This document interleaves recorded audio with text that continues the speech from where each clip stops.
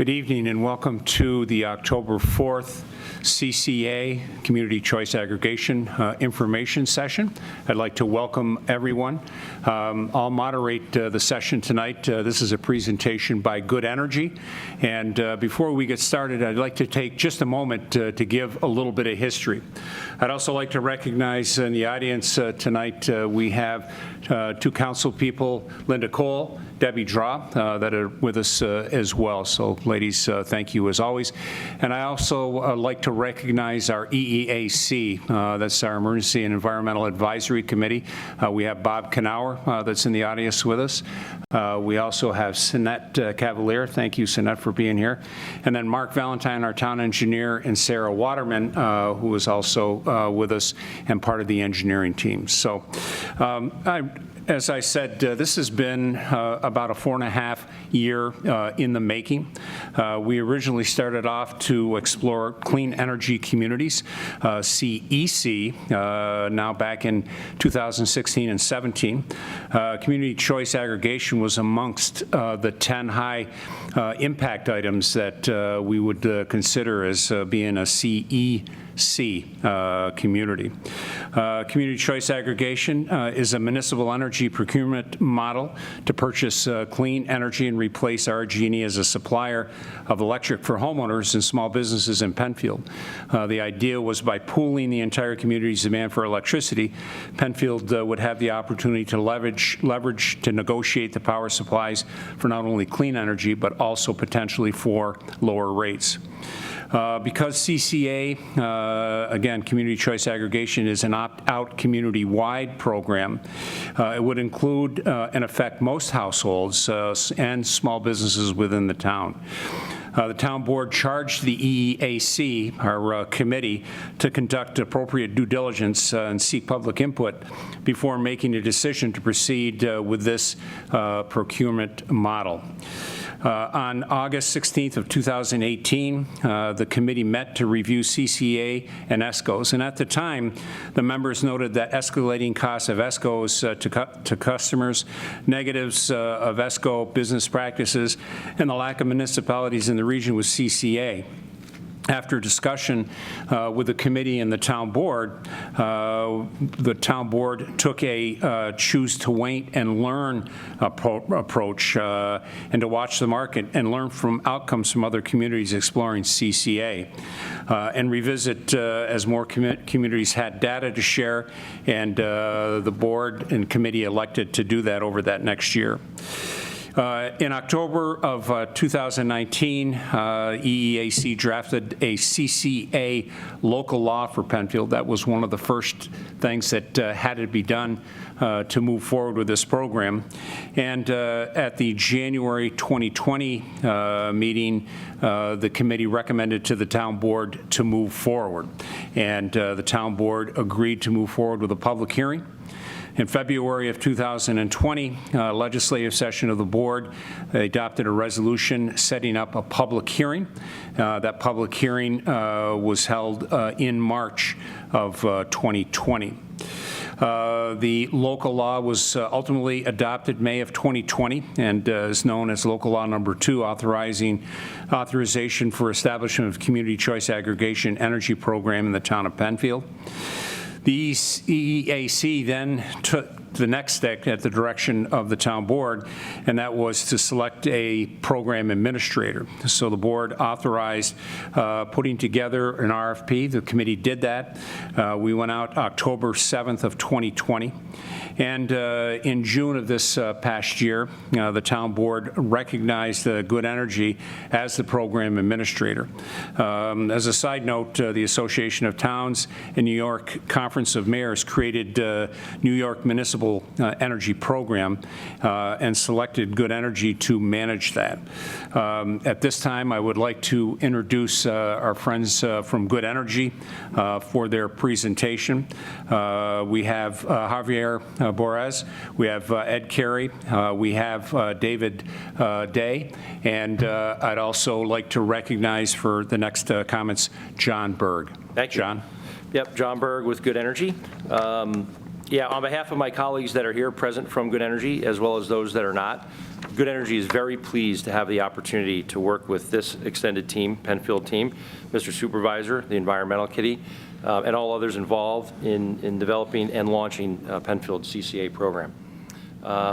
Today was a little bit nostalgic, so I had an opportunity. We went out to see some folks over at the Greece Town Hall, and I drove by my old high school, Greece Arcadia, so that was a little bit nostalgic and brought back a lot of memories. So we're really excited to be in the region. We've launched a variety of different programs throughout New York State, one of the first here in upstate New York, in particular with Penfield.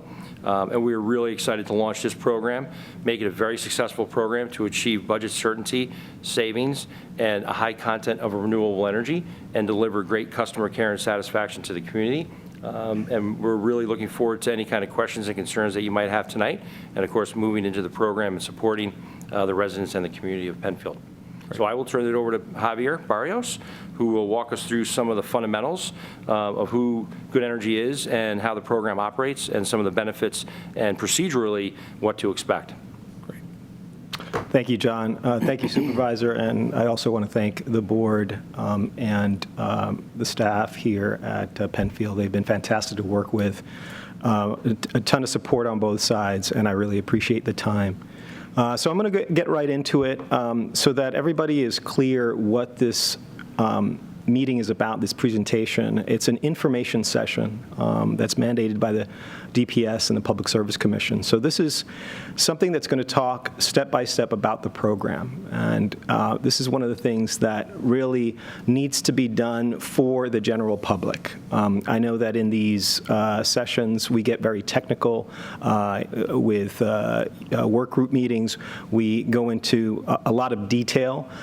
This is going to give some detail, but really an overview of how the program works. So I have a little information session agenda so everybody knows what to expect. I see we have a nice crowd here in the audience. Great to be back in an in-person meeting. I know we've done a ton of virtual. So what we're going to look into and what we're going to review is who Good Energy is. What's our role with regard to CCA and community choice aggregation in the program. We're going to go into what community choice aggregation is, and we use the acronym all the time, CCA. What is, we're going to be using that. So people need to be familiar with what CCA is. It's a strange acronym. Doesn't really explain exactly what's going on with the program as far as all the details and the specifics. And then how that's going to impact your energy bill. So we have some sample bills we're going to show. We're actually going to demonstrate what to look for, what to expect. A lot of people don't really understand electricity bills. They don't understand what a kilowatt hour is. They don't understand what supply is or delivery costs are and what RG&E does and what generation does and generators and all that. Then we're going to talk about how to opt out. Specifically how to enroll and remove yourself from the program. And then, we're going to have a Q&A where I think if I don't cover a lot of the material, because it is a lot of material, I probably will forget, and my colleagues will probably remind me on a couple of items. Please, hopefully the general public will ask through phone, through email, or here in the audience. So with that, let me go to the next slide. So who is Good Energy? Good Energy has the designation of being a CCA administrator. We're approved with the Public Service Commission. Our enabling documents, such as our implementation plan, our data protection plan, and our community outreach plans, have been approved by the Public Service Commission and the DPS. So the way community choice works is that a municipality falls under the umbrella of that CCA administrator, and you need a CCA administrator to actually move forward with a community choice aggregation program. Our role as a CCA administrator comes with several skill sets. One of them is that we are commodity experts, and I'll go into some of our experience in the next slides. But with that, we run the RFP, which stands for Request for Proposal Management, which is the selection of the actual ESCO or supplier in the market, and also the price discovery. what pricing is coming back, both from a commodity perspective and also a renewable perspective, and what we're seeing in the markets and understanding the ebbs and flow of those markets and the trends, and explaining those trends to the municipal leaders and officials here. Once the program starts, there's going to be ongoing customer support and service through Good Energy. So if there's any questions during the program, any issues, at the last slide, we'll have our website where you can go and find out more information that has a lot more detail than this information session is going to bring. But it's also going to provide call-in numbers as well as email numbers for you guys to reach out to us. And then we're also going to look at how to possibly extend the program if the benefits are there, and deal with the same process, the RFP process, but then in a renewal process, right, in a renewal phase that we'll look into. That's Good Energy. Some of our, our experience, we're a New York-based firm. We're headquartered in New York, but we have a national presence. And some of our victories around the state with regard to CCA is we're proud to say that we serve about 3 million in population throughout the country through our CCA programs. That's about 1% of the U.S. population. We've proud to say that we've saved about collectively $200 million across our CCAs throughout the states. We manage about 5+ billion kilowatt hours of electricity load across the U.S. This statistic I love, which is about 1.5 million tons of greenhouse gas emissions have been offset through our Good Energy CCAs.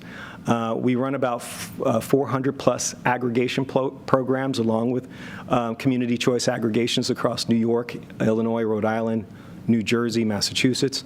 And specifically in New York, we probably manage over 10,000+ electric and natural gas accounts in the state.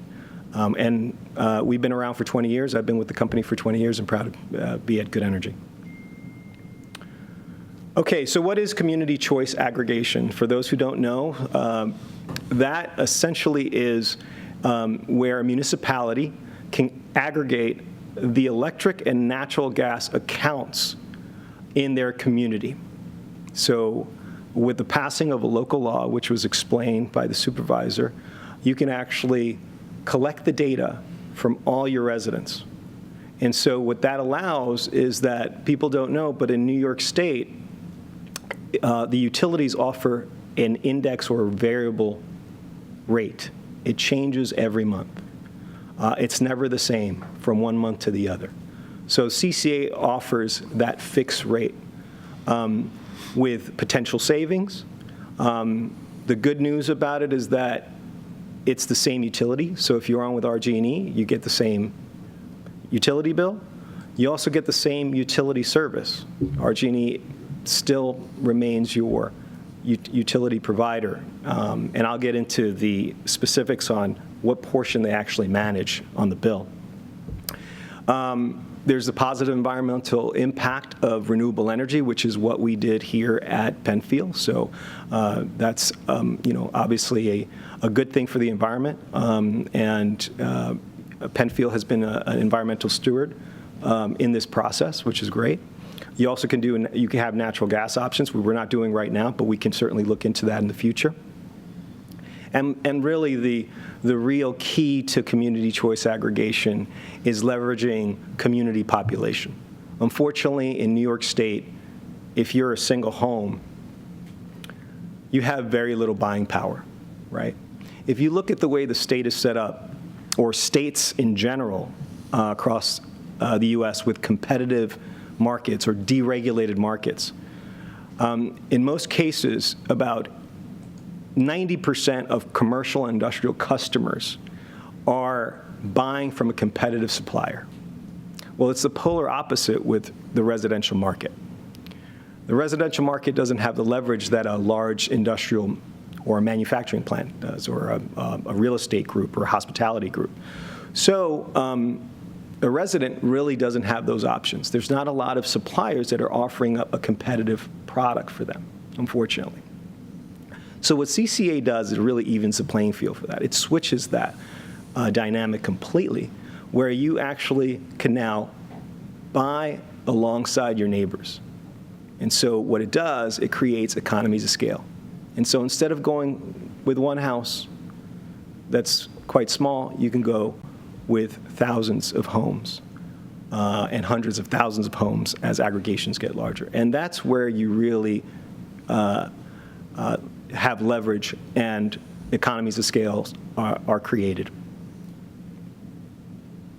So a little Electricity 101, just want to explain now. I'm going to go into the bill and how the bill is separated by components. Not too technical, but certainly something that people should be aware of.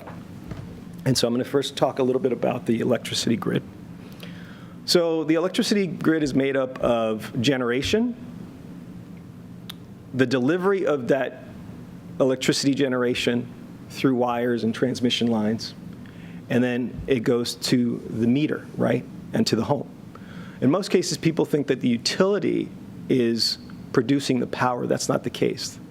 Generators are in private entities are producing the power on the grid, and then the investor-owned utilities, or the utility like RG&E, is taking that and transporting it. Okay, so you want to delineate between who is actually generating the power and who is delivering it. So RG&E, just to be clear, RG&E is delivering the power. So in the bill, you actually have those components spelled out. And those two components are your delivery and your supply. So your delivery is done by RG&E. Your supply are the market forces, the generators that are bidding into the ISO, bidding into the markets. They're the prices that we're getting as a CCA administrator and doing that price discovery that I talked about earlier, right? So those are the two components. So CCA changes only the supply component of your bill. The delivery component remains the same. We can't touch it. It's a tariff-based bill. The way the tariff works on the supply side with RG&E is that it's pegged to some index markets called the real-time market and the day-ahead market. And that's where you get your fluctuations every month. Okay? The good news about CCA is when you participate in CCA, your bill doesn't change. You're not going to get a new bill. You're not going to get a supplier bill like in some cases you do receive in the market. You're going to get your price through the same billing service, which is RG&E. So if you have any issues with a tree limb going down, or your wires touching your house, or a brownout or a blackout, you're still going to be calling the same utility number, the same RG&E 800 number if you have any issues. You never have to worry about the level of service. The level of service remains the same.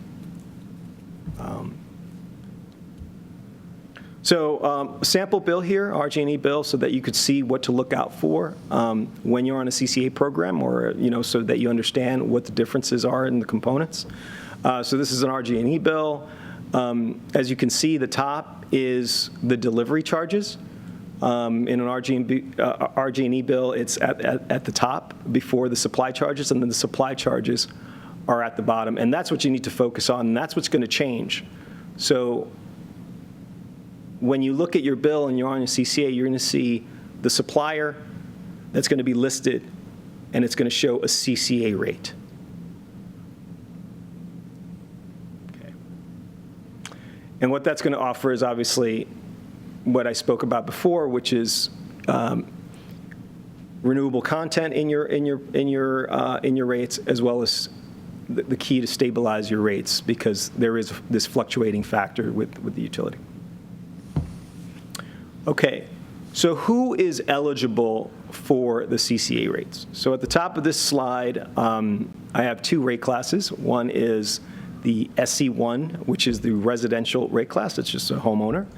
And SC2, which is the small commercial rate classes. And those are small businesses, your storefronts, your delis, your pizzerias, your nail salons, something that's that has the SC2 rate, but it's quite small. It's not a large C&I customer So it's not one of your larger commercial accounts. So those that are ineligible, so that you guys don't worry about who's getting these letters down the road to switch you, is anybody who has a block on their account. You could actually call the utility and block them from any solicitation or switches from ESCOs in the market. So a lot of people who've had really bad experiences in the market call up the utility and say, hey, put a block on my account so that nobody switches me. So that's number one. Number two, LMI, or low to moderate income accounts, those that are eligible to receive or be part of the assistance program. They are also out of this. This is not providing that. That's something that we're looking into in the future, but for this session, that's not what we're talking about. They are not included in this particular round of opt-outs. And then also anyone who is on an ESCO account. So if you have a contract with an ESCO or a third-party supplier in New York, you will not get switched because you're in a contract. Okay, so you don't have to worry about that. Okay, so we're going to go to how to enroll in the program. Well, it's quite easy. You don't need to sign up. You actually don't even have to do anything. You're automatically enrolled because it is an opt-out program. And an opt-out program means that you're in the program until you remove yourself from the program. So everybody is in. And that's how, the reason for that is because that's how we leverage the buying power, right? We need to have everybody in there and then have the option. So one of the things that I like to explain on why this is so important is that if I move into the town of Penfield and I need electricity, I simply just get the utility, right? I don't ask question what the rate is. And that rate fluctuates every month. But I need power at my house, so I need to turn it on. So what CCA does, it offers up a second default rate, but that default rate is a fixed product that offers stability in the rate, right? You're getting the same rate every month.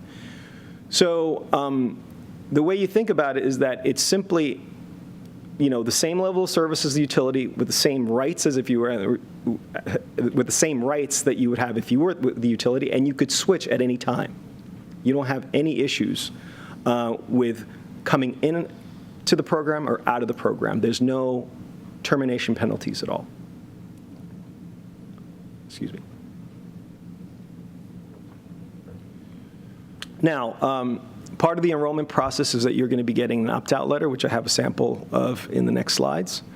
And that opt-out letter will give you 30 days to opt out. Now, that doesn't mean you can't opt out later. You could stay in the program as long as you like, and you could pop out of the program down the road. The 30 days is just the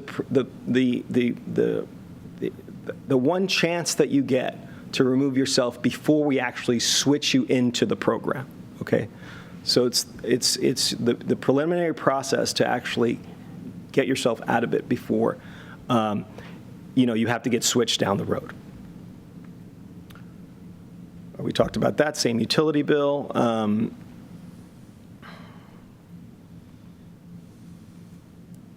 Okay, so when you receive the opt-out letter, like I explained, you have 30 days to opt out. And there's going to be 3 methods to opt out. And that's going to be explained in the opt-out letter. So those 3 methods to opt out that's going to be explained in the opt-out letter is there's going to be a self-addressed postcard within the opt-out letter that you could send in. So you can mail in your request to remove yourself from the program. You can go to penfieldcca.com/opt-out-electricity.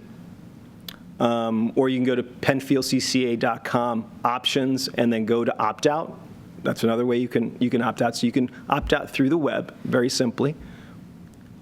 Or you can just call the 800 number. And someone will handle it, take your account number, take your name, and then opt you out of the program.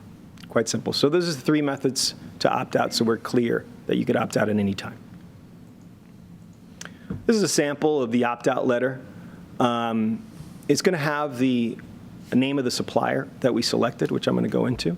And it's going to have the offering, which is going to be shown in the next slides. So currently, during the price discovery and the RFP process, the town of Penfield selected Constellation New Energy, one of the largest retail electric providers in the country, run several CCAs throughout the country, including those for Good Energy in New York. So they are the one that offered up the specific fixed price product for the town of Penfield. So what is that fixed price product? Here it is. So for residential and commercial customers, the town of Penfield selected what we call Penfield Green, and that's a 50% renewable default product. So the attributes of 50% of the electrical load in Penfield is coming from a renewable source. You can opt up to 100% renewable. Obviously, that comes at a different price, and that's called Penfield 100. So at 50%, the residential and small commercial offer is 5.733 cents per kilowatt hour. To opt up to 100% renewable, it would be 6.443 cents per kilowatt hour. Okay. So just to put it on a larger image in the next slide, there it is, 5.733 per kilowatt hour for Penfield Green, and Penfield 100 would be 6.443. Again, you would have to opt up to 100% and buy an additional 50% for your specific home. Okay, so that's not for everybody. But as a default, 5.733 actually contains the 50% green aspect. Again, just to reiterate some of the benefits, this is a fixed rate. It does not fluctuate from month to month. Again, the utility rate is a variable-based tariff rate. This offer is also for 2 years. So remember that it starts in December of 2021 and ends in December of 2023. That's a 2-year term. Again, you could opt out whenever you like during the term. It is a renewable product source within New York State. And again, you could leave the program at any time with no penalty. So with that, I'm going to leave it up to some Q&A now, or if the supervisor has any questions, or anybody in the general public have any questions, we're just going to open it up to any questions now. So before we open it up, any additional comments, input from Good Energy at this point? Okay, let's open it up, and I'm going to try to do a combination of anything that is written in, any calls that come in, and then the audience. So we'll start with the audience. I'll ask that you come forward and sit at this table right here. What we're trying to do is capture everything. We're taping this and broadcasting it live, but equally important, we also want to make sure that folks have the opportunity to see it, and when they go back, they want to hear all the input, the questions that might be asked, the answers, and what have you. So we did not have any signups, so who would like to address? And if you'd come forward and take a seat, come on right up, and yep, you've got it. The hot seat. And if you wouldn't mind giving your name and address for the record, that would be great. Thank you. Even though we know who you are. Yeah, you do. No, I just got into, excuse me, reviewing this lately, and I haven't followed it through the past year. And just come up with some questions that I think everyone might be interested in. Yep, absolutely. And name and address for the record? Oh, yes. I wasn't trying to hide, Tony. Jim Mathers. I live on Creek Hill Lane in Penfield. Thanks, Jim. For 60 years? No, can't be. No, 40 years. Anyway. I didn't think you were that old, Jim. No. It's getting there, though. It's getting there. I divided up my questions, and then I have a few comments at the end. Yep, absolutely. I divided up the questions I think appropriate for Good Energy to start with. And I just want to make sure it's clear on the terminology. here I've been looking at some of these, and the word I'm interested is we hear solar, we hear green, we hear renewable, and just wanted to know, when we say 100%, whatever that is, what is it? I understand solar and wind, and I think hydro's typically in there, but how about biomass? Well, in this particular case, biomass is a renewable source, but in this particular case, it's not biomass that we're purchasing. It's actually hydro. Okay. So it's low-impact hydro, small hydro. This contract that Penfield's looking into will have no component of biomass energy. Not in the renewable component. Yeah, I mean. Well, probably is not good. Yeah, more simplistic is any of the RECs or the actual physical power that would be deemed to be green would have to be NIGATS or NYSERDA certified. So it's actually what they call Environmental Disclosure Program certified, EDP compliant RECs, according to NYSERDA. So it goes through a very rigorous process. They track all the RECs. They have to be compliant in order for us to say that it's 50%.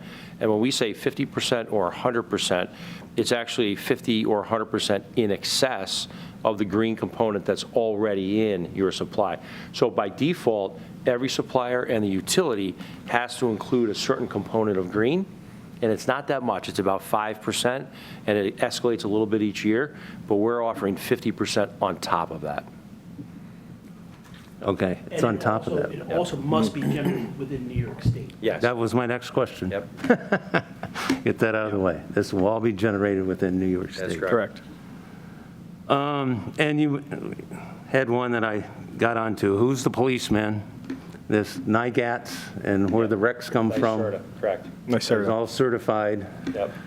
So Constellation as the supplier, right, the ESCO, has to certify each year to NYSERDA that they've retired the RECs in behalf of the name of Penfield and its residents. Yep. So there's a very, very rigorous And compliance that's all in the process. contract that It's- Penfield's signed up Absolutely. for. Yep. Yes. Yeah, and this, other than maybe enlighten me some, well, I don't suppose it's in this, but as far as net metering availability, if somebody wants to put solar panels on their own home and such, what's the situation with this? And can you enlighten me with other towns and situations, what they're able to do today as far as net metering? So as far as the town or yourself individually? Well, first the town, that's where I live, that's all I'm interested in, but. Right. So we are going to roll out a community solar program, and we are working on first making sure that when we roll out CCA, it's done properly, and we're rolling it out through CCA. And then in the future, we're going to be deliberating about what type of community solar program we're going to launch in the town. But that's something that's certainly in the works, and something that we will be offering down the road. In this particular case, it's just renewable energy through the CCA rate. And then we are going to be launching a community solar opt-in, where you would actually save a guaranteed discount through our community solar program if you wish to sign up through it.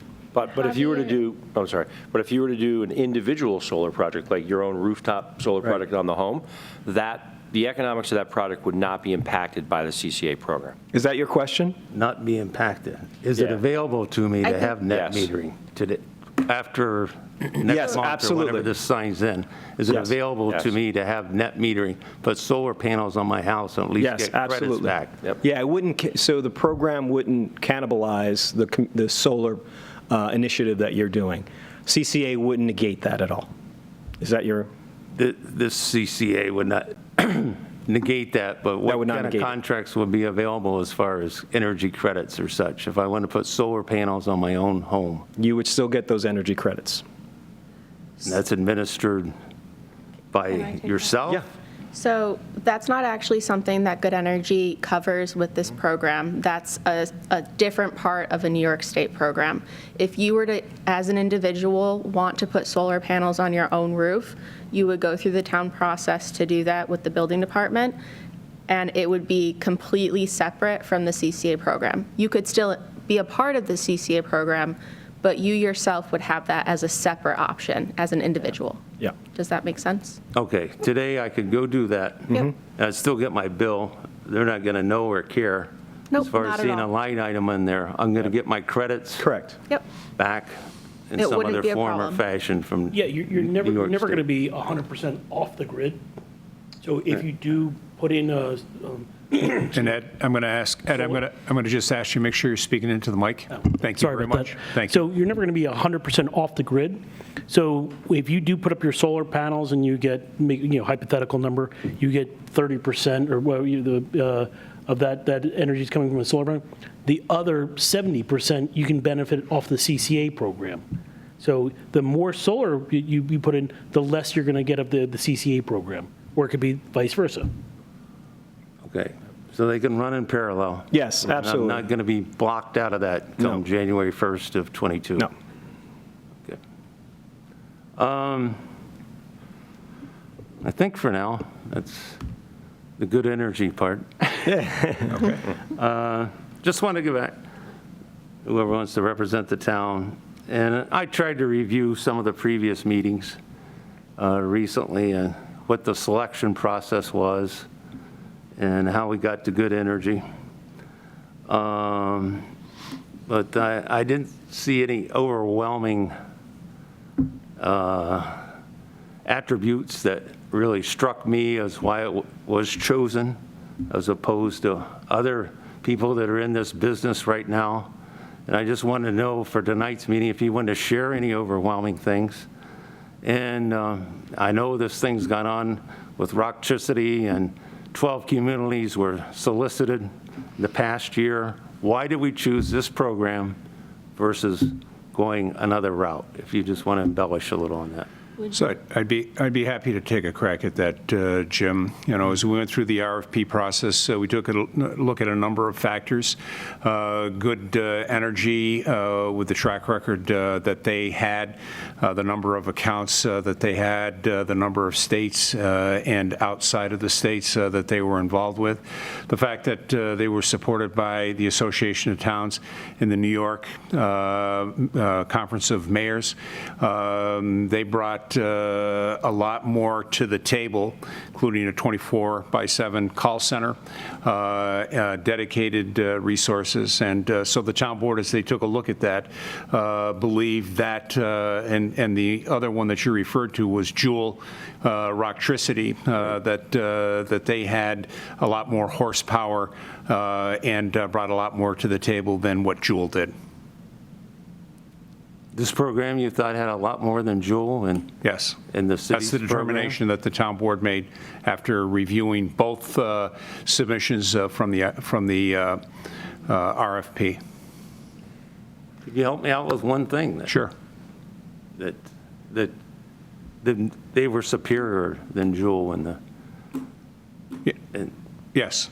The town board believed that they were a better fit for Penfield to be our administrator. Okay. I can answer, Joule, in my understanding is I think it's done this maybe 20 to 30 times, so it could be wrong.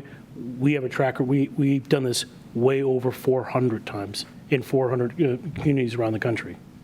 So yes, we are literally like probably 3 to 5 times larger than them. So our experience to Joule is much more superior.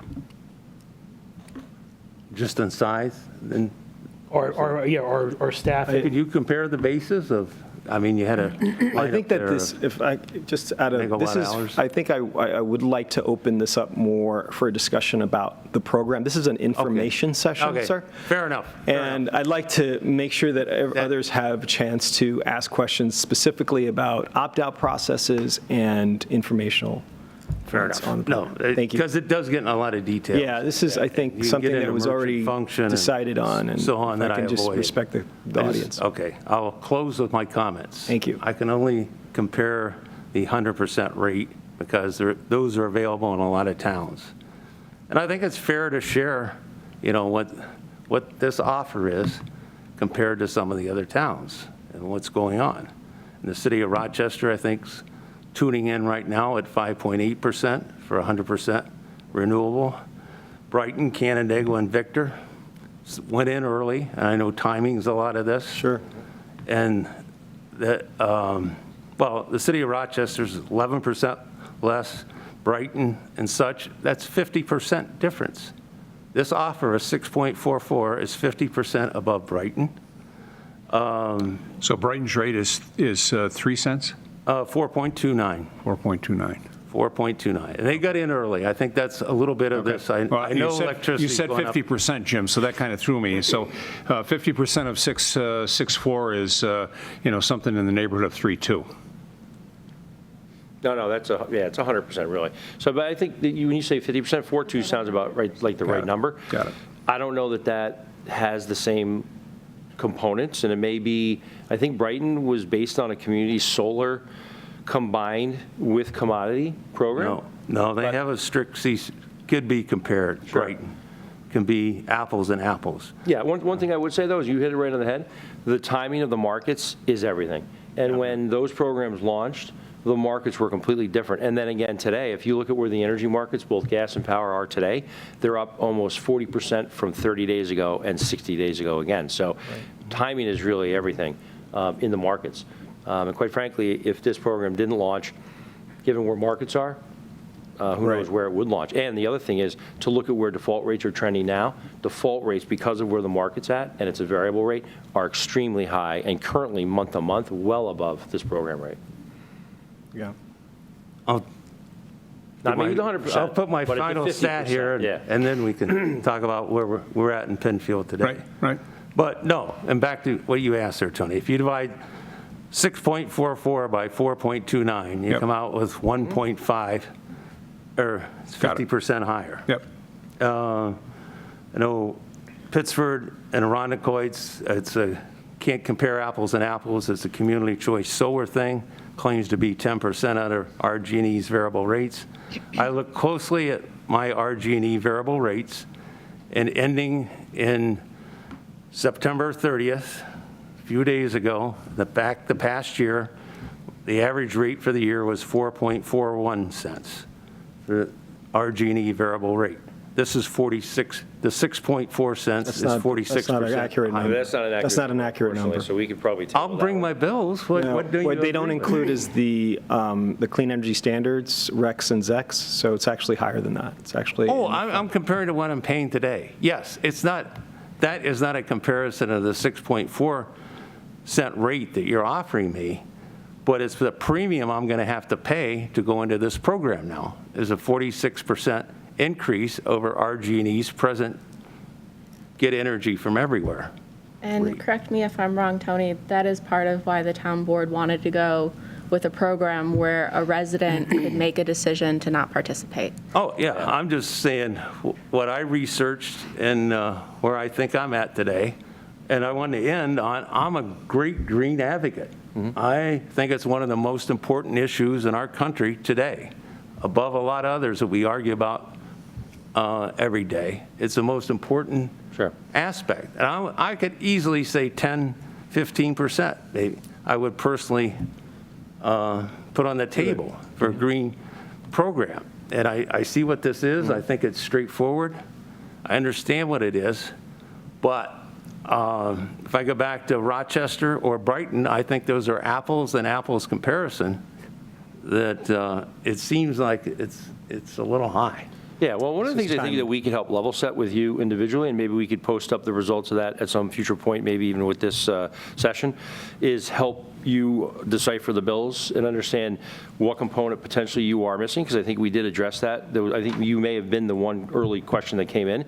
Some of what you call the default renewables, CES, right, or system benefits charges, are not shown in your supply costs. They're shown in the delivery costs. So we may help you decipher that, and that's just the way Rochester's rates are built. I will not accept that I'm not looking at supply charges from RG&E. If you show this sheet of paper, this is the past year of what I paid RG&E for their variable rate. In the last 3 months, you're right, it has gone up. And for some reason, Friday or Saturday and Sunday is a lot cheaper than the rest of the week. If you look at a spreadsheet of RG&E rates.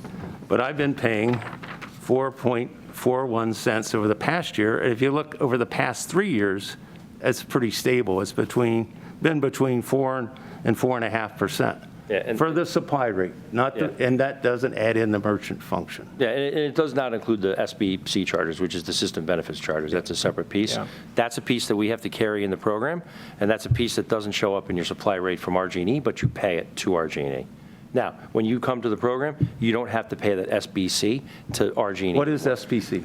System benefits charges, which includes the clean energy standard, which is the renewable component that's embedded inside your I default. said this is a Right. variable rate. It has nothing to do with So 100% It does, renewable. because the may. two, we could probably table this. I I'm think saying it's a when little bit. I am being asked to up the ante to get 100% renewable energy. Yeah, and hopefully we can help you walk through the right, what we think is the right base default rates, whether it be a trailing 12-month, a trailing 1-month, trailing 3-month. We have all that data. There is, if you go to the website, the Penfield CCA, there is an infographic chart there that you can click into and see the two different components that are used to build up the total supply rate from RG&E, not just the supply rate that they publish that you see separately. And albeit, yeah, you're absolutely correct that the timing of certain programs is different, and it's being driven by market conditions, but I think we should level set at some point what the true trailing rate is. And we can help do that, at least. And we appreciate, right, the amount of time and input that you have into that is important for us, because if you see it one way, maybe others see it that way. We want to make sure that we're all on the same page, right? That's the importance of having these discussions. Yeah. I just, I'm a green advocate, and I'm not impressed with the rates that you're offering. Looking at my bill for the past 3 years has been in the 4 to 4.5 cents for a variable rate. What I see on my bill, how it got there, I don't know, but I'm not impressed with the premium of 46% I'm being asked. Okay. Thanks, Thank you. Jim. Thank you. Thank you. Judy, I'll get to you next, but hold just a minute. I'm going to take a call. I've got a Larry Bosser on the phone. Larry, can you hear us? Yep, can you hear me? We can, sir. Go right ahead. It's Larry Brosser. I moved from Brighton, and when I was in Brighton, I joined a group called Suncom and CSA. They're not if you call it, I forget what you call the alternative sources, ESCO. because I still get my supply and bill through RG&E, but I pay a monthly fee to Suncommon for my share in a local solar panel farm. I get a portion of the kilowatt hours generated by the farm, which offsets my RG&E kilowatt hour usage. I had too large a share, and so I accumulated a credit balance, which is now at about 7,000 kilowatt hours. If I join the CCA, I'm not sure what happens. Do I lose that credit balance? And also, do I have to pay a termination fee to Suncommon? Normally, that's $100 to $200 if I end the relationship. Can I answer it? Hello, sir. Yeah, so you wouldn't have to terminate your community. What it sounds to me, it's a community solar program that you signed up with, and so that's not going to affect the CCA. So you're still going to get the credits, and you'll still get the CCA rate. So it works as a complement. There's nothing you have to do. You don't have to terminate because the CCA rate is all done through the utility billing. And so when you get a credit on your utility bill, right, from the community solar program, it actually goes in other charges at the bottom of the bill.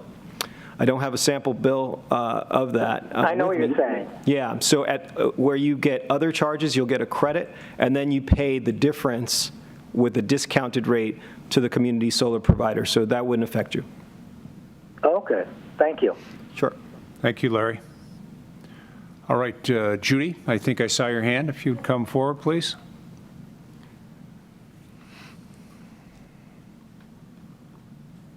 And then for the record, if you would, please, Judy. Thank you. Judy Trabert, Woodside Drive. Don't be afraid to talk right into that mic because we want to capture all the good information. Okay. This is fairly simple. I get my energy from an ESCO, a co-op, Energy Co-op of America, something like that, based in Amherst, New York. Oh, yeah. And I Familiar with- chose them because in that folder that RG&E sends out once a year with the sources of all the different suppliers, they had a high renewable Okay. ratio.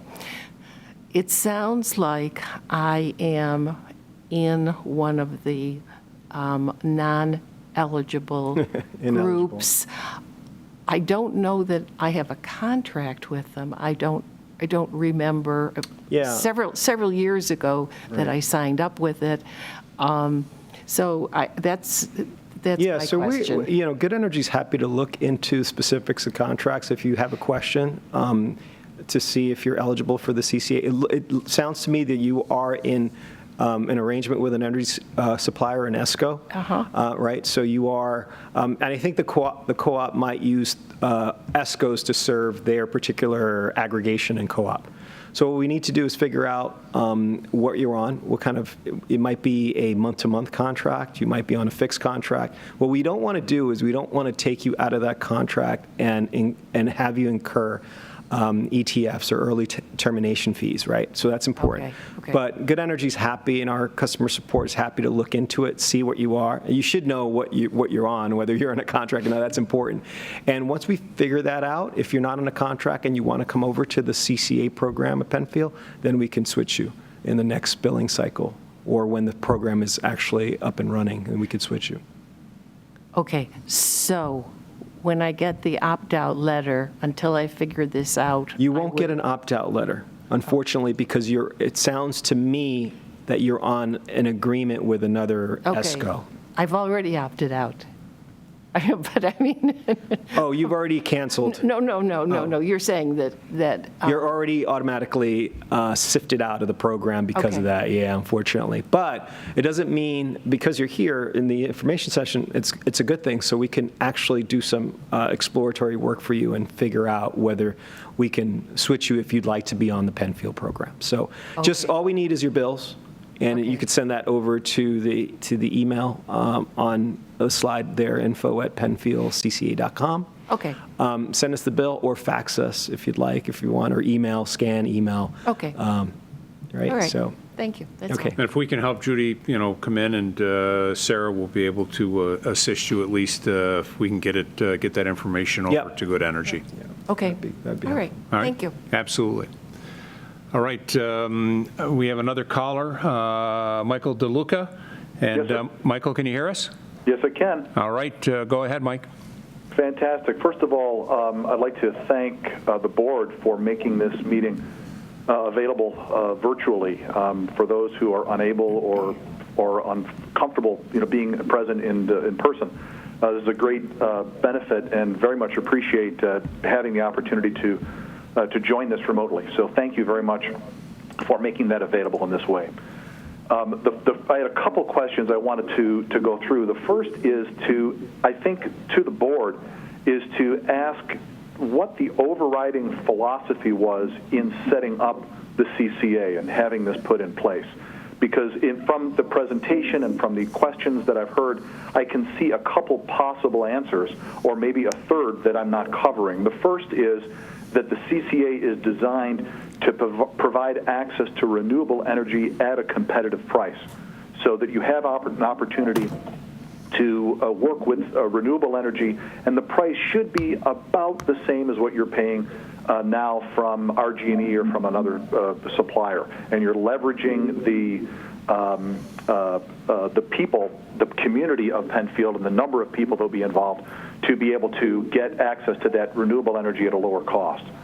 The second possible answer is that you're working to use that leverage of the people that are there to provide an overall reduction in the cost, so that the cost of energy through the CCA should be less than what I'm paying now through RG&E. And it's possible also that it's a third option as well. So my first question is, can you help me understand what's the goal, what's the objective that you're trying to reach by putting this CCA in place? Sure thing. So as the town board discussed this, there were two components that we asked the EEAC, our Energy and Environmental Advisory Committee, to take a look at. And that was how can we get more renewable? How can we become more green? And is there an opportunity to lower the cost to our residents? And I think, as Javier had indicated in his presentation, as a single home, we may not be able to get or leverage the same pricing if we have the neighborhood or across the community. Similar to what I sit with a healthcare consortium that is made up of 18 communities, and as we have grown that and those numbers, that has helped us get better rates, better information. So again, the goal was green, moving in that direction, and looking to get better rates. So if I understand correctly, my understanding is that this should be a green option, and it should be at a lower rate than what I would pay to RG&E. Is that correct? That would be the goal. Okay. So to the first speaker, to the first commenter who came. That would be if his comments are correct, that would be wrong in terms of not meeting the goal, right? That would be an example of not meeting the objective goal, because he's coming up with information indicating that the price actually is higher. Is that correct? Well, again, indicated by the speaker, yes, he's saying that his bill is lower than what this particular rate is. Okay, I'm not asking you to validate that, but I'm just trying to be clear. Yep, because absolutely. I'm also looking at the information on the Penfield CCA website, which shows the 3-year, or I'm trying to call it up here, the 3-month trolling RG&E supply rate is 5.6, and Penfield Green is 5.7. Right, and the prompt month is 609, which is higher, so the latest month, and yeah. And so also and we didn't reflect all the months, but the month of the 5-month is 5.77. So that's higher as well. So depending on where how we look at these numbers, the way they fluctuate, the key point in this is rate stability. That's really key, especially under the current environment that we're seeing right now in Europe and the UK, and in natural gas prices, where that's the primary fuel of electric generation. We've seen that go up 300% in the last 8 weeks. Yeah. So it's something where going into the winter months and protecting yourselves during a peak season is important, and that also was part of the decision as well. And I apologize. I want you to please continue. My screen is not in sync with the sound, so I believe this is a rep from Global Energy speaking. Is that correct?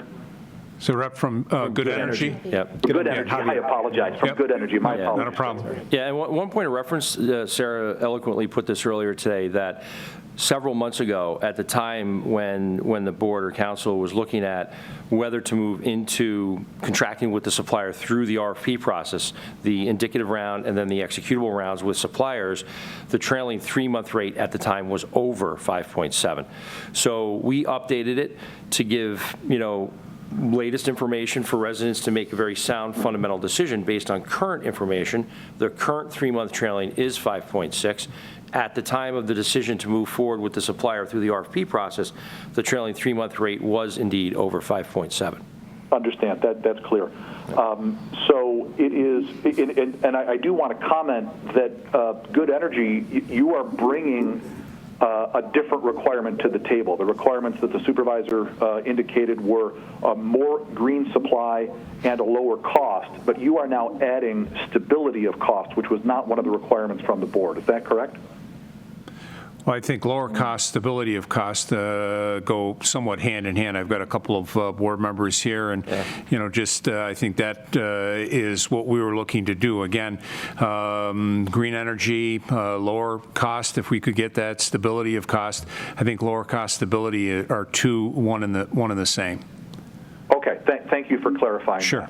A second question is, I may be completely wrong, but I have heard suggestions or indications that RG&E may be moving to time variable pricing, and I'm trying to understand if that would have an impact in terms of how the CCA is run. A lot of utilities, not just New York, have rumbled about, variable price structures, time of use type structures.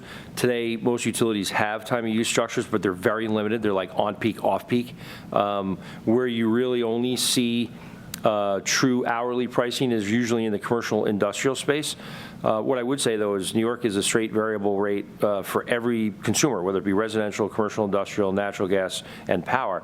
How the utility makes up their default rates is anyone's guess. Do they use an hourly pricing methodology? Do they deliver that benefit or mechanism to the individual consumers is debatable. And in the future, if there's more smart homes, more smart appliances, that may be a good thing, right? So consumers can take control of their usage patterns and drive benefit under that rate structure. I don't see that benefit being derived at the consumer level today. Okay, so thank you. That's your opinion. My question was, if RG&A puts in place a peak off-peak pricing structure, would the pricing on CCA remain the same, or would that require a change in terms of how that's organized? Nope. Our price would remain the same throughout the program. The only thing that potentially would change is the default rate from RG&A. So if they implemented another rate class that was time of use, the calculation of that trailing 12-month rate or default rate then would vary by rate class, right? So you'll have a straight rate class rate, which is all time, all use, and then maybe a time of use rate that's broken down by buckets, seasonally, summer, winter, on peak, off peak, whatever structure that they come up with. But it will not impact the program rate. And so please excuse me for restating this to make sure I understand it. So if RG&E implemented this February 1st, which would be a month after the CCA takes place, the CCA price would still remain fixed for the remainder of the 2 years, even though RG&E had a peak, off-peak pricing structure. That is correct. What you're saying? Yes. Okay, I understand. Thank you. Third question was, this is a 2-year program, and I assume that some process happens toward the end of the 2 years to reset the rate at that time. Is that the way that you would expect this to operate? Yes, that's correct. That is correct. Yeah, well, one thing I would also keep in mind, it's really for general edification, is that we look at the program rate as another option to consumers, to residents. So right now, residents are typically being force-fit to buy from RG&E, right? That's your default rate. There's very few ESCO rates out there and offerings that are attractive, and usually they're little bit unscrupulous. They've got teaser rates that increase over time. So it's another reason that these programs can help protect consumers against those types of offerings.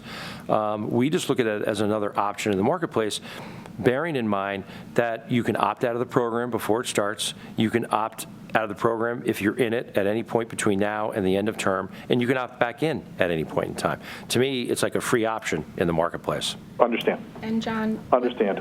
Thank you for your patience. Two other quick questions. The first is doing a quick Google search of Good Energy. There is a Good Energy that shows up based in the UK. Is that the same? Is that the parent company of the Good Energy that you are? No, that's not the same company. Okay, understand. I also see the Good Energy that works in the United States with accounts in New York and so forth. I was just trying to understand if there was a relationship between the two of you. No. Okay. Let me leave it there. Again, thank you. I appreciate your help, and certainly appreciate the opportunity to participate in this remotely, as I said before. Thank you all. Thank you, Michael. And before we take another question, could I have John clarify something? Sure thing. You did talk about the renewal process very briefly. Yep. Could you explain, basically, to my understanding, the renewal process after the 2 years, or within that 2 years, it'll probably start a little before the end, is basically the same process that we've already been through. If the town decides to go with Good Energy, that would be removed from the process again, the repeat process. But there would still be an opt-out period and so on? That is correct. Could you explain Correct. anything else with Yep. that that's the same or different? It is.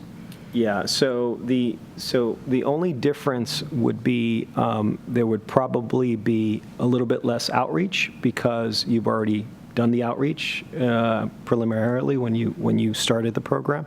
But there would have to be some public meetings. There would be another opt-out program. But most eligible accounts would be included in the renewal process, and we would have to discuss whether we wanted to go and communicate with those that potentially were not eligible the first go around. So that's some of the nuances or the differences that we would have to do. There's also a piece that Good Energy does with the DPS and updating their implementation plans on the renewal process. Great, thank you. All right. Yep. Great. Other comments from the audience at this point? While you're, come right forward, please. Welcome.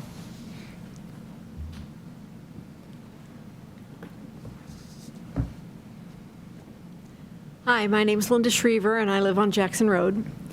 I just want to confirm my understanding from the question earlier that the source of your renewable energy is 100% hydroelectric?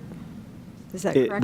The portion is hydro, yes. That's the EDP compliant, and that's the most common in the state right now is a low-impact hydro. Do you have any plans to supplement that with solar or wind or these? Yes, I discussed that before. I think that's something that it's not currently going to be rolled out in this particular part of the program, but we're looking at doing a community solar program throughout Penfield. For clarity, the town board has not moved forward with any community solar program. It's under the investigation process so that the town board can be fully educated before they move forward with that. Mm-hmm. Certainly. I was trying to poke at the idea that since this is a kind of a 2-year commitment, if solar becomes a very attractive option in 6 months or a year, would you modify the program to allow that in and change the absolutely. rates at that point in time? We can do that. We can Assuming certainly they're modify it. Absolutely. We'd love to do that. Okay. Okay. And you've talked a lot about the benefits of a stable rate. You may tell me that this is unlikely, but if the commodity rates in general were to go down, would people in this program then be, I'll say, stuck? No, not at all. I mean, that's one of the beauties of the program. It acts as I said before, as a second default rate to the utility, right? So you have your default rate if you need power, but if you wanted an alternative and you want to try out the program for a little while, and let's say you found an ESCO rate. Let's say you found a competitive rate out there. It's not just necessarily that the utilities will go down. I would say educate yourself to see what's out there, and maybe you found a rate. Maybe there is something that you're going to try. John talked about teaser rates that are very, very low for like 3 months. If you're educated enough, you could switch away and then come back to the program. So you are not stuck at all. You could always move away, and you could always come back to the program. And there are no fees for leaving the CCA program or rejoining the CCA program at any time. Right. My question was more along the lines that if the general power commodities trend starts to go down in pricing, your program is set with a fixed rate for 2 years. So there would be no relief. Yeah, so what we've done in the past is we actually can utilize something called a blend and extend, and we've actually done it with our CCA programs where we actually extend out the program and then lower the rate because the future rates are so much less expensive. So we can blend that higher price with a lower price and then give you some relief with an extension of that program. So we have actually done that with our CCA programs, so that's an option. Okay. We hope that our CCA rates will be better along the line, so we don't have to do that, but certainly that's an option that we've utilized in the past. Okay. Yeah.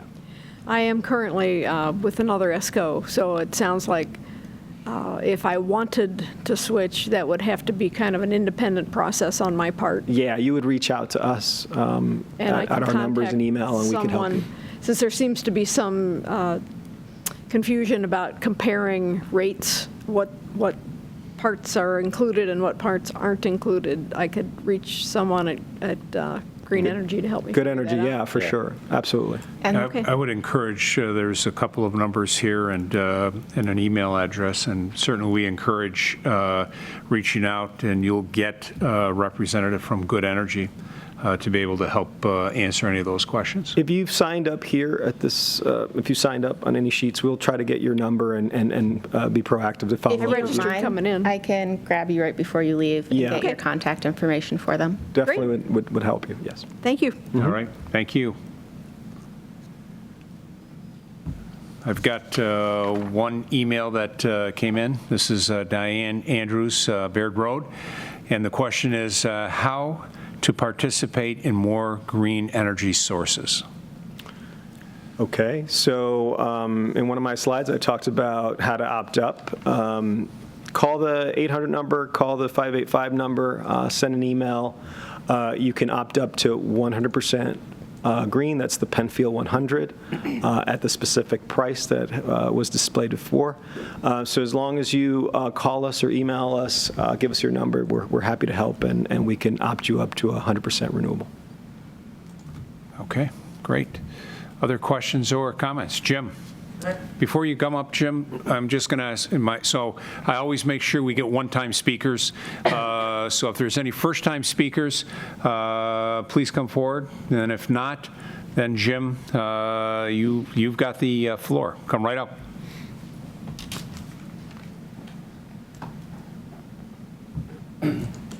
Sorry. Jim Mathers. Yeah, just from this last conversation, one more popped up that was like my most important question. I forgot to ask it. And you mentioned that hydro is a huge component of this present program that we're looking at. Is this program that we're looking at here today going to increase the footprint of solar and wind energy in New York State as it's presently outlined? This specific program in Penfield? Yes. The one we're talking about right Yeah, now. once we get through, it's kind of like, I liken it to like, we're building the vehicle while it's driving down the road, and the vehicle is like the base CCA program that also feeds into the umbrella of the CEC program that the town of Penfield and Sarah and her environmental team and Mark are building. It fits within that puzzle.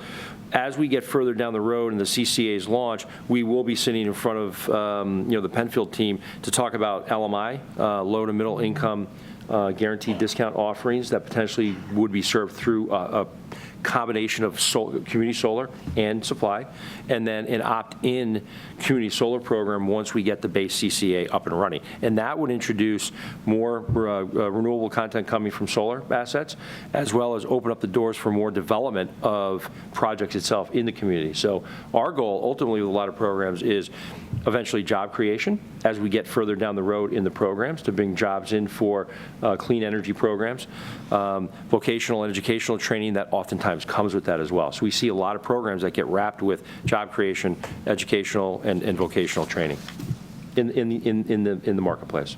Okay. But that takes time. It doesn't happen overnight. But that's all down the road. That's all down the road. It's all down the road. So Yes. I don't want to be contributing to buying more or putting more dams in New York State or something. I mean, No, I agree. I mean, they've got run-of-river type assets, so we work very closely with Brookfield, who's one of the largest green providers in the state of New York.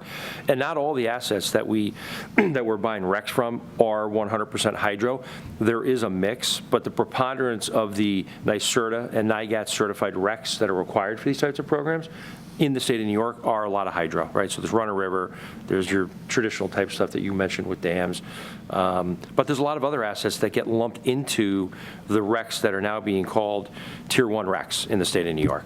So there is a mix, and we can get you what we call the environmental disclosure label that has that mix of different technologies and assets from the supplier, and we can get you that label.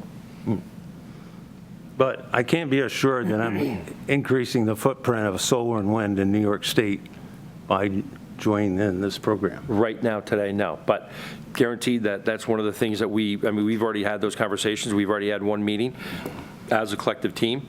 And it's really imperative that we get the CCA program moving forward to have higher impact for those types of projects and those types of programs. And one of the hard things that the town board also has to consider is if you start multiple parts of programs all at once, there's a larger potential for residents to be confused. So there was hesitance to start the CCA program and the community solar program at the same time. And that's why. And the LMI. And the LMI. They're at this point, they've been trying to do it one step at a time. Thank you. Cool.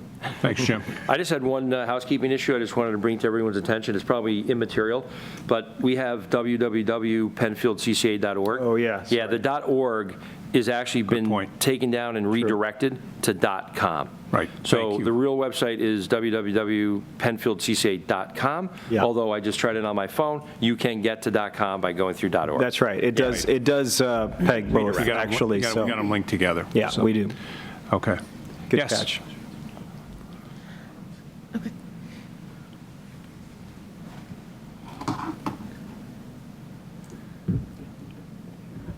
Hi, I'm Kathy. Kathy Diane. I live on Prospect Street in Penfield. I'm leaving here with some confusion, a lot of questions, and I'm going to do a lot more research into this renewable energy issue. And I see that RG&E is offering wind renewable energy. What are you going to be doing about acquainting the residents of Penfield with everything that's going on, and how do they ask questions, who do they ask them of, and how do we get answers to them? As far as renewable sources and No, rates, or just in general? About the whole, but about this whole program. Right. I mean, so you there's have a gonna lot be- of people not here right now. Yeah, there's going to be ongoing support throughout the 2-year term, right? So there's going to be support with regard to how you can opt out if you don't want to be in the program, how you can opt into the program, how you can opt up to Penfield 100%, and also general questions. If you have any issues, please feel free to call the number that's available on the slides, email us, talk to the town. The town has been great at offering help. I've seen it myself with residents here. And they really will pass your name on to us, and when we can answer the questions intelligently. Obviously, we have staff with plenty of experience to address any issue, whether it's something you don't understand in the bill, whether it's, I don't know if I have a contract with a supplier, or, I got this letter and what do I do with it, right? Even if you think you have to do something about it, right? So right now, it's very simple. You don't have to do anything to be in the program. You're automatically in it when the December timeframe comes around. You don't have to send in a letter. Nobody's going to call you. There's nobody going to be soliciting you, knocking on your door. None of that. That's not the town's program. If you're getting calls from a green company or an ESCO, that's not the program. The program is something where you get a letter, you have a chance to opt out, and if you do nothing, you're automatically in the program. So again, we're available. Our customer support staff is available to answer any question. And Okay. if you I hope have that's enough. specific questions about the history of the decision-making process with the town of Penfield, we can also help you with that. Well, and I think that's the bigger question, is there is no opt-in because you're automatically in. Correct. Yep. On the other hand, I don't know how many people understand what being in means without opting in, that there that's- is no choice on that, Yes. other than opt-out, but that there isn't an opt-in, there's only an opt-out. Right. And for it to be a productive program, it needed to be that way, and that's why New York State's going in that direction. And I understand that. But if If you do want more information about kind of how the town got there, that is on the town website. And even if you go to the front page, there's a button you can click that's CCA and in parentheses energy, and that will give you that information too. Okay. And that's part of why the Public Service Commission requires as much education as it does for this. Okay, thank you. All right, I've got a handful of messages that have come in, so you guys take a sip of water and we'll start to run the list. Okay. So what occurs if I get my utilities bill from an ESCO? Nothing, you would not get an opt-out letter. You would automatically be out of the program, so you would have to opt into the program if you're getting service from an ESCO. Okay. The next one, what is the definition of green energy, or said another way, what included or what is included, I believe it is, or what is the mix of energy sources considered green? Is nuclear and natural gas considered green? No. No. Could you review what is considered green, please? Sure. So the reason that nuclear is not considered green or renewable is because there's a high impact in the event that there is a disaster. So something that's renewable is something that has low impact, right? Like there's high impact hydro, which is not considered renewable, but low impact is considered. So solar, wind, biodiesel is considered in certain with certain certified authorities. I think I said it. Some biomass, wind. Did I miss any? Yeah, I would just say be careful, because there's a lot of things that are considered green, but in order to be considered green in a CCA program, it has to be NIGAT certified, EDP compliant RECs. Two separate worlds. Yeah. Obviously, one being a much higher standard than the other. And nuclear is, that the definition from country to country where nuclear is available. In Europe, they say it's carbon-free. It is, but there's also a waste part of it. So what do you do with the waste? The definitions really change from, country to country. Yeah. Here, it's not. Right. Thank you. All right, great, thank you. Why do residents that have installed residential solar be excluded from this program? A comment, our sizing did not allow us to exceed 110% of our recent past consumption, and we are not considered suppliers. Please explain. So I think the question is that they're on with a solar provider, and so an ESCO may have been offering them service, and they didn't want to offer them service, just maybe they just were taking all they were getting net metered out, basically, and going down to zero. So maybe that's one of the reasons why an ESCO or third-party supplier did not give them a standard offer, an ESCO offer. Another thing that may cause confusion, early in the education process for the EEAC, we were unclear if people that had solar on their roof or in their backyard could participate. Right. And that has been clarified since then, even at this meeting, Correct. that those people can participate. Right. It just, you just need to figure out what their amount of their net metering would be. Okay. 10,000 accounts referenced as being managed by Good Energy in New York. Are those businesses and residential accounts, would that make Penfield one of their largest customers? Yes, Penfield is one of our largest customers, but that number, 10,000, is made up of not only residential, but also commercial and industrial. We've been around for 20 years working in the state of New York, so that's several commercial entities as well that make up manufacturers, industrial, hospitality groups, real estate. So it's a combination of residential as well as commercial. Okay. Is the town going to include natural gas in addition to electricity? And I think I'll just take a crack at that. We've got at least the majority of the board here this evening. We wanted to start with the electricity component of that. That is definitely something that the board will be looking at and working with our EEAC, the Energy and Environmental Advisory Committee. Let's see. Will this be available to all residents of Penfield regardless of mailing address or school district? Also, does this offering differ in any way from what Fairport Electric offers today? That's a good question. So can you repeat the first question? Sure thing. Will this be available to all residents of Penfield regardless of their mailing address or school district? Okay. So we have 5 zip codes and we have 2 school districts. So we work closely with the RG&E. We did provide them a GIS map. During the opt-out process, we're going to sift through that. We're going to be very careful, especially in the boundaries and the regions where there can be some errors in the address.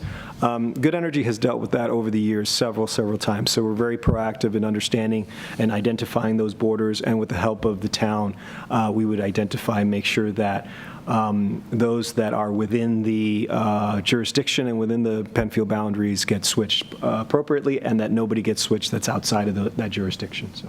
Okay. And then second question of that? Yeah, the second component of that, also, does this offering differ in any way from what Fairport Electric offers Yeah, so today? Fairport is a municipal electric utility. It's much different. They play by different rules that were set about 20, 25 years ago. So Fairport, it's its own. CCA is not a municipal utility where the state has given the community and community leaders the ability, through a passing of a local law, to essentially source a retail electric provider, an ESCO, to serve the power, as opposed to a municipal utility where the billing is done by the municipality. There is no billing that's going to be provided through the town. It's all going to be provided through the ESCO. So that's the main difference. I would leave it at that. Okay. Next question, if Penfield's proposed CCA seeks lower electricity rates through economies of scale, how is that leverage more effective than RG&E's large customer case? I wouldn't necessarily say that it's more effective than RG&E's rate class pricing methodology and tools that they use to go to procurement. What I would say is, it's certainly a much larger scale and creates economies versus going to an ESCO on your own. So I think Javier's example of an individual house or 2 houses going out to buy versus a whole community, that's where you create those economies of scale. What we're really doing relative to RG&E is shifting away from a variable rate that has a lot of uncertainty and moving to a more stable rate that's got budget certainty over a longer period of time. And hopefully, through smart procurement, we've procured at a point in the market that demonstrates the value versus RG&E's rate over a period of time. And you can see where RG&E rates have gone in the last 30 to 60 days, much higher than the program rate. Okay. Next question, how do I remove myself from an ESCO? I don't believe I have a contract with them. Most ESCOs in the residential market, consumer market, have small termination fees or no termination fees. So my past experience, having worked for large suppliers that do both commercial, industrial, and residential, they'll have nominal exit fees, $50, $100. So if you don't have a contract, then you can probably leave and enter the program, no strings attached. But if you do, you might want to at least reach out to the supplier, have a conversation. Even if you don't think you have a contract, it can't hurt to call the customer service number for that supplier or ESCO and make sure that there's no termination value. Okay. The next question, the average annual supply cost from RG&E since 2016 has been between 4 and 5 cents per kilowatt hour. And the past 2 years, 3.8 and 4 cents. So why would a customer choose a fixed rate under the CCA that is significantly higher? You know, one of the things I would say is to make sure that we have the right rates. So I think maybe what we should do is, and it was Jim, right? Jim. I'll give you my information. Maybe we can have a dialogue and kind of close the loop. But let's just table it for now. I understand. I've been doing this for 25 years, so I think maybe what we should do is just temper expectations. We can get, something up on the website that goes through a more rigorous exercise to demonstrate what the price to compare is, and then maybe level set that conversation at that time. Yeah. Okay. Am I correct in my understanding that the CCA for Penfield is for electric service supply only?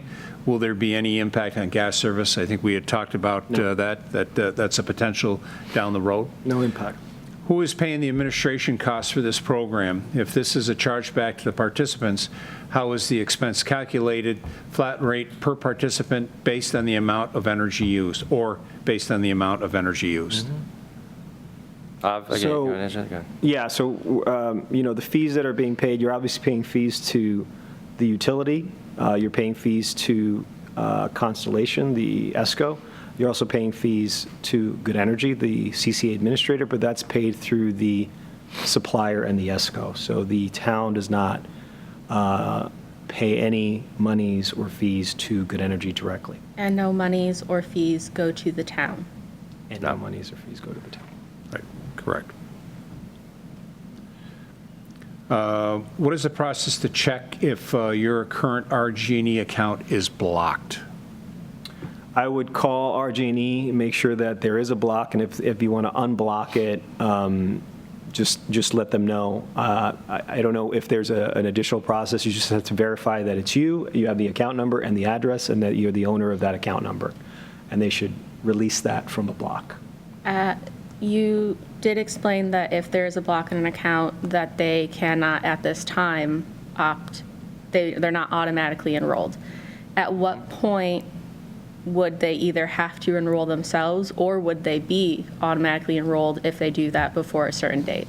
No, I think because we have the data already from the utility, it's too late at this point, because we are setting up the mailings for the opt-out letters. So unfortunately, the deadline's done for them to switch them out. So it would have to be an opt-in situation only. But they would definitely want to unblock before they opt in. Yeah, Because if they opt in, they will get rejected for the enrollment. Right. Without unblocking it. Correct. Unblock Yep. and then enroll, And then enroll. if that is their choice. Yep. Okay. Can you clarify what existing fees from RG&E bill need to be added together to arrive at a comparable rate? Is the supply plus merchant plus SBC? Yeah, so I would go to one of the visuals that we have on PenfieldCCA.com. It's up the top bar. It's electricity. It's called Programs, Electricity. And there's a nice info chart graphic there that has some links to the several components of RG&E's rate that gets added together. There it is. And you can click in there. You can see the actual tariffs.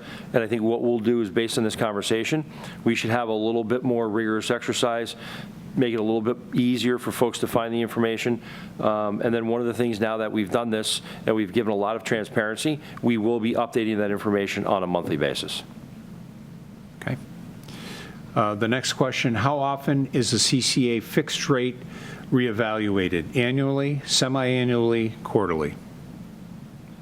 It's the same fixed rate for the entire duration of the program. And if I think about the word revisit, potentially I would think about revisiting for renewal purposes, right? So at some point between now and expiration of the program, we would want to think about an optimal time to maybe renew the program, maybe in advance, not just right before it expires, so that we're not price takers, but we're market makers, right? So we're trying to find the right market, kind of what we did through our process, because you look at where the market is now, and it's run away. So now is kind of the sit and wait for the market to kind of levelize before any future purchasing decisions are made or even contemplated. And one of the benefits that Good Energy brought to the table was that they gave us an option to look at those renewal prices prior to that very end of the program. They can review them throughout and keep checking them. Okay. Last two. What is the current renewable mix? I assume that it changes over time. It does. It's a small, and there's different tiers. So in the SBC component, the inside of those charges, that's what they call the CES. That's your renewable components, and it's broken down into two components, RECs and ZECs. Some of them are tier 1, and the rest of them are tier 2, 3. There's different percentages for each one of those different tiers, and they're quite nominal at this point in New York. I think it's like between, I had sent it over to Sarah, it's anywhere from like 3 to 4% today. It escalates over the next few years to 4 to 5, and then 5 to 8. So there is a schedule that's really mandated by the Department of Public Service and NYSERDA, what that schedule looks like over time. We could certainly share that. The CCA programs at this point cannot take credit for that. So in other words, if you buy 50% extra, you can't say that you're now 55% or 58%. They've really changed gears in regards to that. Any kind of renewable statements that you make are only the excess amount of RECs or renewables that you purchase in excess of those base mandates. But it is a nominal piece in New York right now, and it is escalating over time. Okay. And I think we've touched on this. How can I determine if my account is blocked from switching energy suppliers? Just call the utility. Yep. Okay, that is the written comments. Let me switch over to see if we have any additional call-ins. I'm not seeing any call-ins at this point. I'll ask the audience, is there any questions, comments? Sinette, please.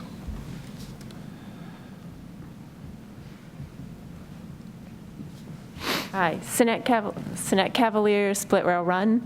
The question I have is you talk about the mailings. When would the homeowners in Penfield expect to see the mailings? Because that might be a trigger that says, I didn't get one.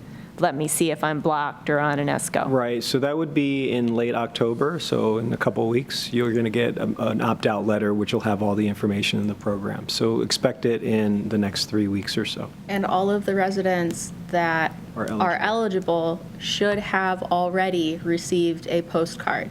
If you have not received a postcard, you can contact that 585 number or the info@penfieldcca.com to see why you were not automatically included, or you can contact RG&E to see if there's an issue with your account. Did you receive a postcard? I did. Oh, okay. So you should be good. It was a feeder question, so it was kind of like, because I think that answers a lot of what the people were asking. How do I know if I'm blocked? If you got a postcard, Correct. You're not blocked. Good point, good point. So, Yes. yeah. And that has been a question that's been coming to the town hall. Would another possibility be that you're getting one bill, it's coming from RG&E, but you may not realize that you have an ESCO on your bill? Possibly, absolutely. I mean, that could be another reason, so you get your RG&E bill, but... Yeah, there is a situation where people do get what we call in the industry slammed, or there could be an invert switch. You were switched by accident. Maybe somebody signed up and they took the wrong account number for whatever reason. There are those inadvertent switches, and there's also unscrupulous, folks out there that slam you and switch you without you knowing. So, okay. All right. We have one caller that has come in, Tom Weber. Tom, are you with us? Yes, I am. Thank you. Go right ahead, sir. So I'm looking at the website that you pointed out earlier about the breakdown of the billings and what would be included and what would not, because there's been a mention about SBC charge being in the mix. So the 5.6 kilowatt hour charge includes an SBC rate. Does the Penfield Green include an SBC rate? Because my RG&E bill tells me that SBC charges are a state-mandated charge for all electric and natural gas customers. So I'd still be a customer. Would I still be getting an SBC charge? Yeah, so actually, the SBC is the equivalent of the default amount of green that Constellation as a supplier or an ESCO has to include. So that is included in the program rate. And then on top of that, there's an extra charge for the additional 50% green. Just to give context, the SBC charge from RG&E is a little bit under 0.6 of a penny right now. And it really has been trending that way for the year. That component is included in the supplier's rate in the program. but the actual additional green component is about 1.3 cents extra. So you can see the difference between what's embedded in the utility rate and the extra amount that is being included in this program, and that's why you're seeing rates where they are.